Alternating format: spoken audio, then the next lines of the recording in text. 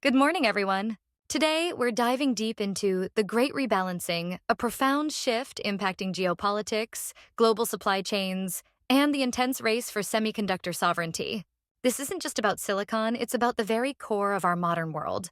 We'll explore critical regions like Silicon Valley, the Netherlands, Taiwan, and Eastern China, understanding their roles in this $1 trillion industry that powers everything we do.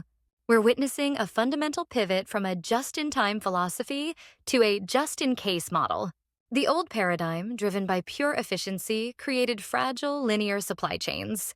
The new reality, however, demands resilience, favoring a trusted cluster network across multiple geographies. This shift is critical as the semiconductor market is projected to reach 1.01 trillion USD by 2031, growing at a 6.42% CAGR. This pivot signifies a move away from pure globalization towards right-shoring and trusted geographies. The engines driving this immense growth are AI accelerators and advanced automotive zonal architectures. In this rebalancing act, we're seeing the emergence of a new Fab 4, the US as the tech leader, China as the manufacturing fortress, Europe as the equipment monopolist, and India as a rising challenger. To truly understand this landscape, let's break down the anatomy of a microchip. It begins with design, where the architects, primarily in the US and UK, dominate with 90% of core IP, led by companies like NVIDIA, Qualcomm, and Synopsys. Next is front-end fabrication, where circuits are printed on silicon. East Asia, particularly Taiwan and Korea, holds a staggering 75% of this capacity, with giants like TSMC, Samsung, and Intel leading the charge. Finally, we have back-end ATP, which covers assembly, testing, and packaging. This stage is largely dominated by China and Southeast Asia, featuring companies like ASE, Amkor, and JSET. It's a complex global journey, with a single chip often crossing 70 international borders before it reaches its final use. Within this complex global supply chain, there are critical geographic choke points and what we call the crown jewels of the industry. The designers, primarily in the US, control vital IP and equipment from companies like NVIDIA and Applied Materials. The gatekeeper is ASML in the Netherlands, holding a near monopoly on EUV lithography, essential for producing chips smaller than 7 nanometers. Then there's the fortress, Taiwan, where TSMC commands 68% of the advanced foundry market, representing a critical vulnerability in the global supply. China, as the material base, controls 98% of gallium and 60% of germanium, and dominates legacy ATP. Finally, Japan, the chemist, leads in high-purity chemicals like photoresists and wafers. Each of these points represents immense strategic leverage. So, what caused this fracture? And why did the era of pure efficiency die? The COVID-19 pandemic delivered severe pandemic shocks, halting auto lines and exposing the inherent fragility of the just-in-time model. This experience solidified a new reality: we can expect supply chain disruptions of 1 to 2 weeks every 2 years. Concurrently, we've seen the rise of weaponization, with the US banning AI chip exports to China, and China retaliating by restricting gallium exports.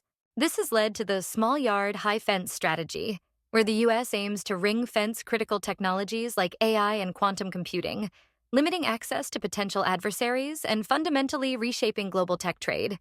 This brings us to the Western containment strategy, a policy designed to control the flow of advanced technology, particularly to China.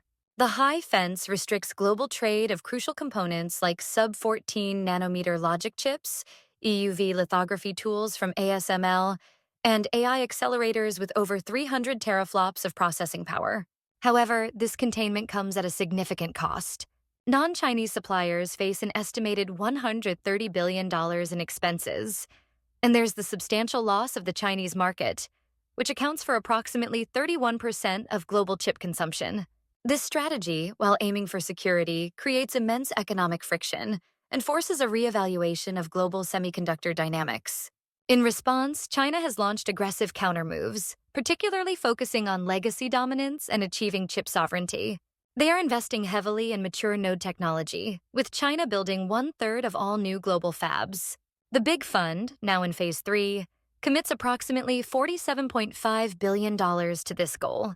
Their strategy includes legacy monopoly, where they are flooding the market with 28 nanometer and above chips at prices up to 30% below market rates.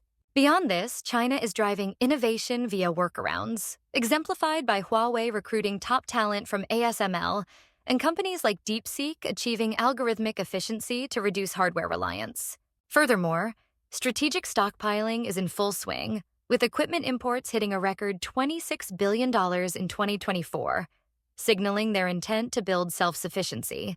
This strategic competition has ignited a global subsidy war as nations vie for a share of semiconductor manufacturing. The USA's CHIPS Act allocates $52.7 billion, focusing on national security and leading-edge technology, with key projects involving Intel and TSMC, though it grapples with high operational costs. The EU's CHIPS Act, at €43 billion, prioritizes R&D leadership and sustainability, supporting initiatives like IMEC and the FAMES pilot line. India, with its ISM program, has committed $10 billion, aiming for manufacturing entry and assembly, offering up to a 50% incentive. Their strategy is a clear embrace of right-shoring, positioning India as a new, trusted geography in the supply chain. India is now making a significant pivot from being primarily a design hub to an emerging manufacturing power. It currently boasts 20% of the global design talent, hosting R&D centers for industry giants like Intel, NVIDIA, and Texas Instruments. This represents a strategic shift from back-office support to frontline innovation. India is also poised to become a $240 billion market by 2030, driven by being the world's second-largest smartphone maker and possessing massive domestic consumption. While manufacturing costs are 15–30% higher than in China, India offers a significant cost advantage compared to the US and EU, making it an attractive destination for new investments in the semiconductor space. As part of this pivot, India is rapidly establishing new silicon clusters across the nation. Gujarat, specifically Dholera and Sanand, is emerging as the fabrication hub, with major investments from Tata PSMC for fabs, Micron for assembly, and Keynes for OSAT services. Karnataka, particularly Bengaluru, remains the design HQ, continuing to host the R&D leadership of companies like Applied Materials and Lam Research. Uttar Pradesh, around Jawar, is developing into an assembly and compound semiconductor hub, featuring joint ventures like HCL Foxconn. And finally, Assam is focusing on advanced packaging, with Tata Electronics establishing a new assembly facility there. These clusters are foundational to India's manufacturing ambitions. Europe, meanwhile, is carving out its niche through research and specialization. Their focus is on more technologies, emphasizing sensors, power electronics, and 6G, especially for automotive and industrial applications. Europe leads with world-class RTOs like IMEC in Belgium, CEA Leti in France, and Fraunhofer in Germany. A key project is the FAMES pilot line, an €830 million investment dedicated to FDSOI technology for low-power edge AI. Europe's strategy is not to compete on volume manufacturing, but to achieve interdependence through IP dominance, leveraging its expertise in specialized components and advanced R&D. Looking ahead, we are undeniably entering the trillion-dollar era for semiconductors, with the market forecast to reach $1.01 trillion by 2031, at a robust 6.42% CAGR. This growth is predominantly driven by three key sectors. Firstly, AI accelerators and data centers will see explosive growth, powered by GPUs and NPUs. Secondly, the automotive sector, especially electric vehicles, requires twice the silicon content of traditional gas cars. And thirdly, core computing and edge computing continue to expand. These forces combine to create a monumental growth trajectory for the semiconductor industry in the coming years. As Moore's law slows, the industry is undergoing a profound packaging revolution. In the past, we relied on system-on-chip, or SoC, where all components were integrated onto a single, large, monolithic chip. While efficient in theory, SoCs were hard to manufacture and had low yield. The future, however, belongs to system-in-package, or SiP, utilizing chiplets.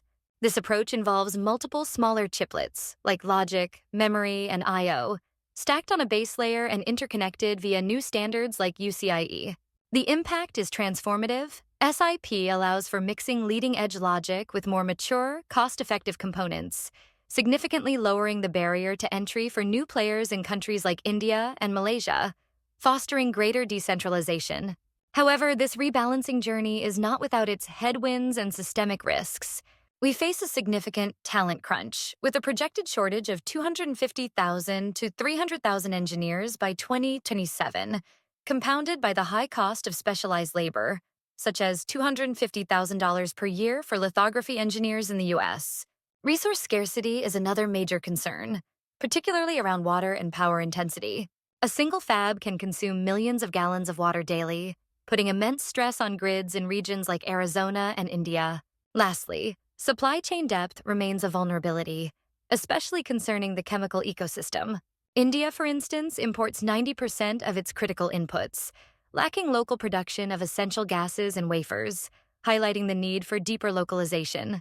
In conclusion, the future of the semiconductor industry points towards interdependent sovereignty. The era of pure efficiency is over, the era of resilience has begun.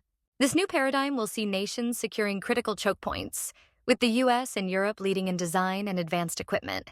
Concurrently, there will be a diversification of the factory base, with India and Southeast Asia stepping up as trusted manufacturing partners. And finally, innovation in architecture through chiplets and AI will be driven by leaders like Japan and Taiwan. We are building resilient supply chains through trusted corridors, ensuring global stability and technological progress through strategic collaboration.